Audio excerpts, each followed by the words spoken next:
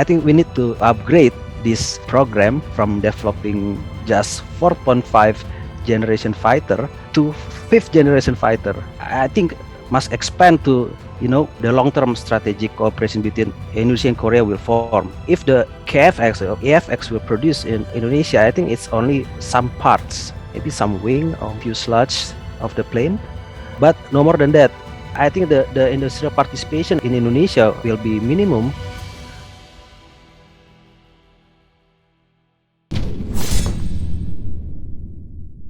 First, I have to state that this statement on this interview is my personal opinion. I'm not represent any organization I committed to, even though I committed in KKIP, in Defense Industry Policy Committee, and also in my law firm, and also on this one, the T20. But this will be my personal opinion.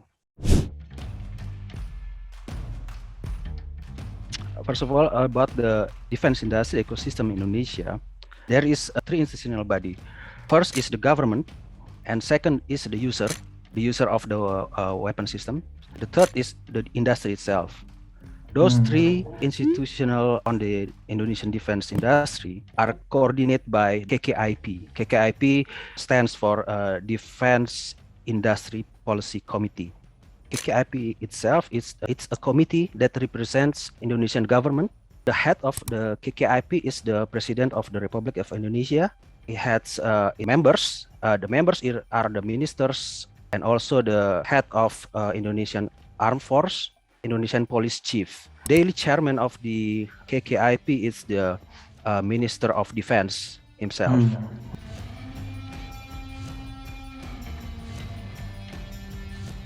I think the national policy of both countries is clear regarding the AFX and AFX program. On the implementation level of the policy, the basis of KFX IFX business is agreements.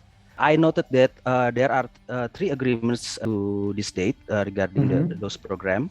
But I think the agreement can be negotiated by the parties to form amendments provisions that are in accordance with the long-term strategic cooperation's interests between Indonesia and Korea. About the KFX and EFX program, I think since the initiative of the program on 2009, it has the ups and downs. And recently we had these downs of COVID-19 pandemic, which still affecting global economy and creates the losing man hour of Indonesian engineer. And also there are technology transfer restriction that creates technological gap for Indonesian side. So I think the paradigm of the negotiations must expand, not limited to schedules, man hour, and technological gap. I think must expand to the long-term strategic cooperation between Indonesia and Korea will form, either in the field of defense on other fields.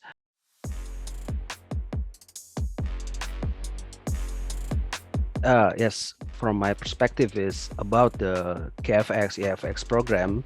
As I explained earlier, it's not just one program. Indonesia and Korea have a strategic cooperation between two countries, and other than that, we have agreement on defense sector, which is signed on 2013. So the KFX and EFX program it's part of that. So I think it's already become a national policy to develop such a program.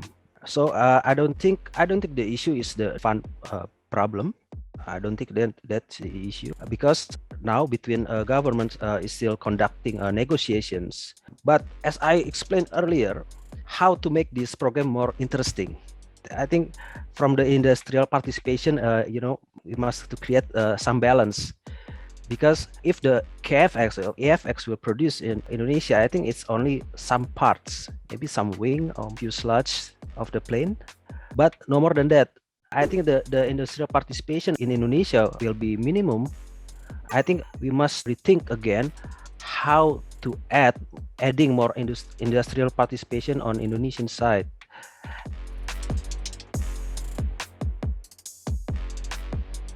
I think I want to explain the challenge of the program. I think the first challenge is, besides COVID pandemic and also the technological transfer restrictions, It also comes from the economic of scale of the programs.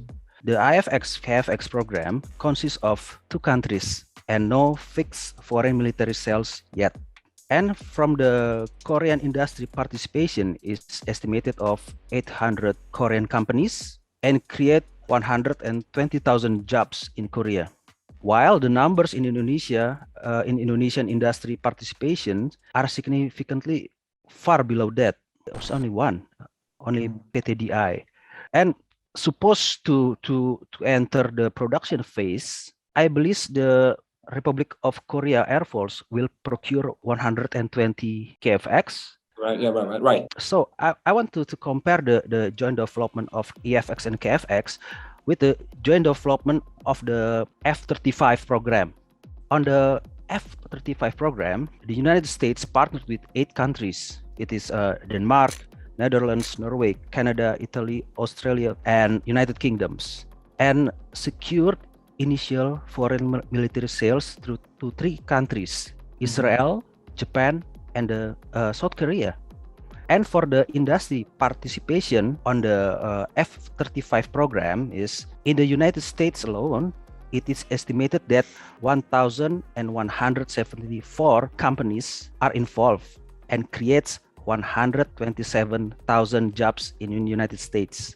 While the partner of the United States industrial participation is estimated of 84 companies, which is consists of 16 Australian companies, 18 Canadian companies, 16 United Kingdoms companies, 3 Danish companies, 12 Italian companies, 7 Dutch companies, 3 Norway companies, and 9 Turkish companies.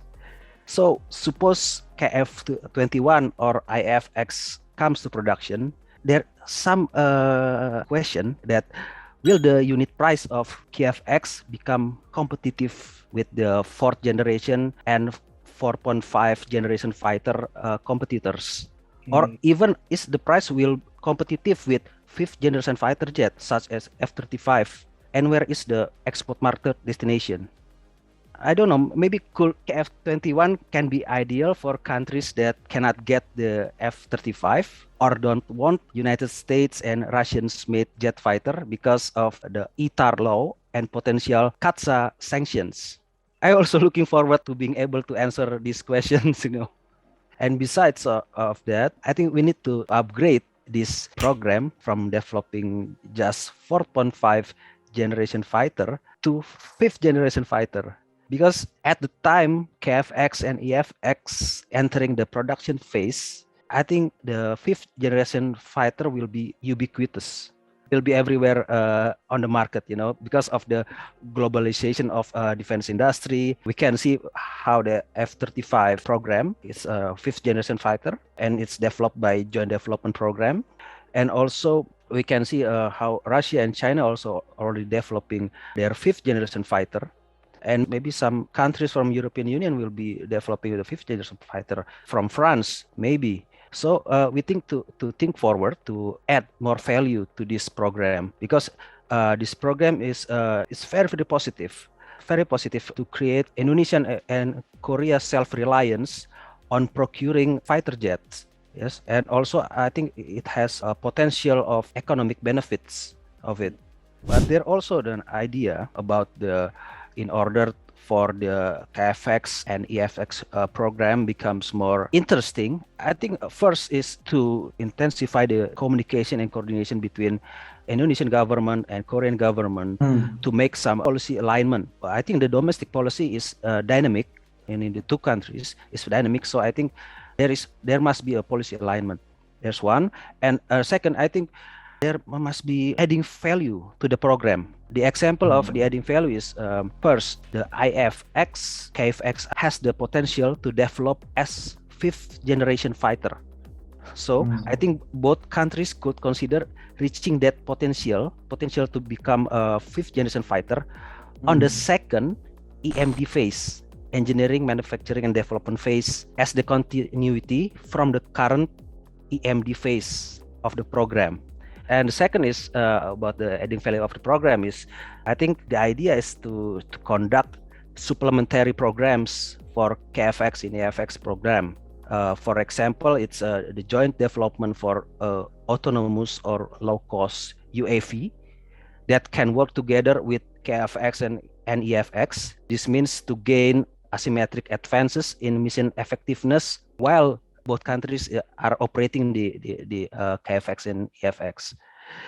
In developing that particular program, the Indonesian government and the Korean government, I think, can engage strategic partners who had the experience in developing such UAV and autonomous weapons program. And the third of the adding value of program, I think, is to add more industrial participation, especially on the Indonesian side. I think based on the agreement between Indonesia and Korea on the field of defense, I think either Indonesian government and Korean governments can convince and or can promote and to advise another government to all strategic countries and potential partner countries that both Indonesia and Korea is a trustworthy and attractive partner in developing weapon systems and defense cooperation. Yeah, I think those are the ideas that can, to make the program more interesting.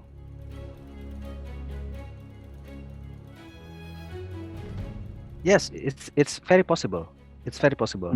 According to Indonesian law, the international cooperation had this aim to accelerate the development of the Indonesian defense industries. I think if any potential cooperation between Indonesia and Korea, I think it's very possible because we have the ground of it. So I think the next step is if Indonesia and Korea want to develop another defense equipments like radar or missile system, I think both government should do some communication and set the framework of it. Okay, thank you. Thank you very much.